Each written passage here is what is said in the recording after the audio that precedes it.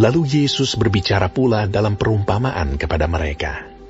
Hal kerajaan sorga seumpama seorang raja yang mengadakan perjamuan kawin untuk anaknya. Ia menyuruh hamba-hambanya memanggil orang-orang yang telah diundang ke perjamuan kawin itu, tetapi orang-orang itu tidak mau datang. Ia menyuruh pula hamba-hamba lain. Pesannya, katakanlah kepada orang-orang yang diundang itu, sesungguhnya hidangan telah kusediakan, lembu-lembu jantan dan ternak piaraanku telah disembelih, semuanya telah tersedia. Datanglah ke perjamuan kawin ini. Tetapi orang-orang yang diundang itu tidak mengindahkannya. Ada yang pergi ke ladangnya, ada yang pergi mengurus usahanya, dan yang lain menangkap hamba-hambanya itu, menyiksanya dan membunuhnya. Maka murkalah raja itu, lalu menyuruh pasukannya ke sana untuk membinasakan pembunuh-pembunuh itu dan membakar kota mereka. Sesudah itu ia berkata kepada hamba-hambanya, perjamuan kawin telah tersedia, tetapi orang-orang yang diundang tadi tidak layak untuk itu. Sebab itu, pergilah ke persimpangan-persimpangan jalan, dan undanglah setiap orang yang kamu jumpai di sana ke perjamuan kawin itu. Maka pergilah hamba-hamba itu, dan mereka mengumpulkan semua orang yang dijumpainya di jalan-jalan, orang-orang jahat dan orang-orang baik, sehingga penuhlah ruangan perjamuan kawin itu dengan tamu. Ketika raja itu masuk untuk bertemu dengan tamu-tamu itu, ia melihat seorang yang tidak berpakaian pesta. Ia berkata kepadanya, "Hai saudara, bagaimana engkau masuk kemari dengan tidak mengenakan pakaian pesta?" Tetapi orang itu diam saja.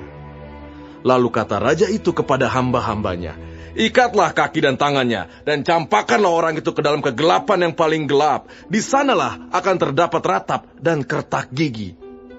Sebab banyak yang dipanggil, tetapi sedikit yang dipilih." Kemudian pergilah orang-orang Farisi. Mereka berunding bagaimana mereka dapat menjerat Yesus dengan suatu pertanyaan. Mereka menyuruh murid-murid mereka bersama-sama orang-orang Herodian bertanya kepadanya, "Guru, kami tahu engkau adalah seorang yang jujur, dan dengan jujur mengajar jalan Allah. Dan engkau tidak takut kepada siapapun juga, sebab engkau tidak mencari muka. Katakanlah kepada kami pendapatmu.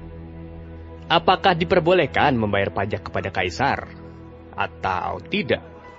Tetapi Yesus mengetahui kejahatan hati mereka itu, lalu berkata, "Mengapa kamu mencobai aku, hai orang-orang munafik? Tunjukkanlah kepadaku mata uang untuk pajak itu." Mereka membawa suatu dinar kepadanya. Maka ia bertanya kepada mereka, "Gambar dan tulisan siapakah ini?" Jawab mereka, "Gambar dan tulisan Kaisar." Lalu kata Yesus kepada mereka, "Berikanlah kepada Kaisar apa yang wajib kamu berikan kepada Kaisar, dan kepada Allah apa yang wajib kamu berikan kepada Allah." Mendengar itu, heranlah mereka, dan meninggalkan Yesus, lalu pergi. Pada hari itu, datanglah kepada Yesus beberapa orang Saduki yang berpendapat bahwa tidak ada kebangkitan. Mereka bertanya kepadanya, "Guru, Musa mengatakan bahwa jika seorang mati dengan tiada meninggalkan anak, saudaranya harus kawin dengan istrinya itu, dan membangkitkan keturunan bagi saudaranya itu.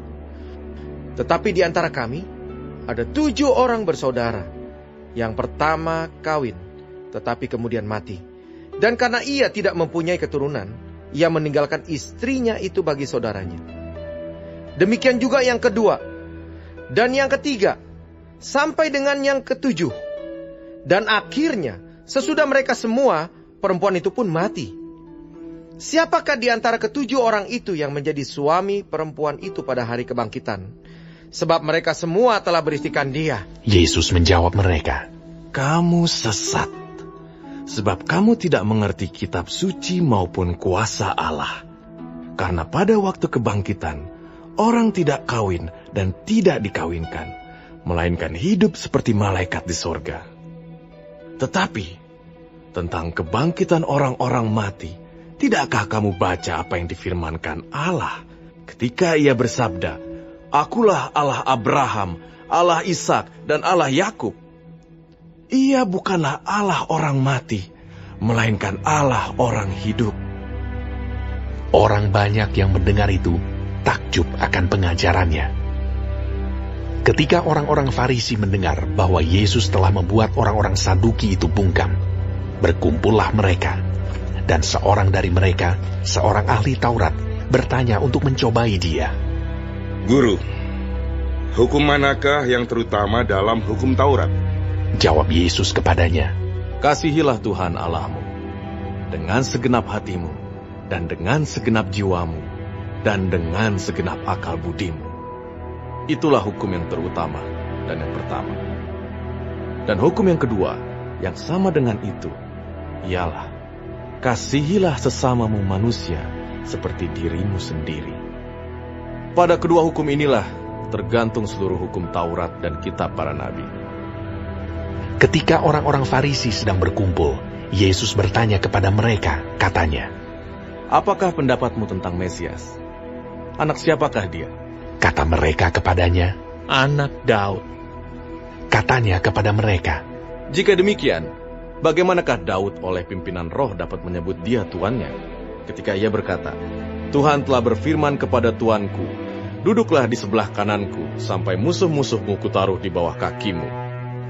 Jadi, jika Daud menyebut dia tuannya, bagaimana mungkin ia anaknya pula? tidak ada seorang pun yang dapat menjawabnya. Dan sejak hari itu, tidak ada seorang pun juga yang berani menanyakan sesuatu kepadanya.